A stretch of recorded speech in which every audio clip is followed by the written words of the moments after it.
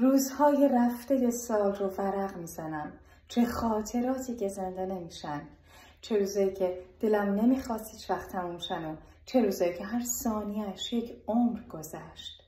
چه لبخندها که بی اراده بر لبانم نقش بست و چه اشک‌ها که بی اختیار از چشمانم سرازیر شد. چه آدم‌هایی که دلم را گرم کردند و چه آدم‌هایی که قلبم را شکستند. چه چیزایی که فکرشم نمی‌کردم و شد. چه چیزایی که فکرم رو پر کرد و نشد. و سهم یک سال دیگر هم یادش به خیر می شود.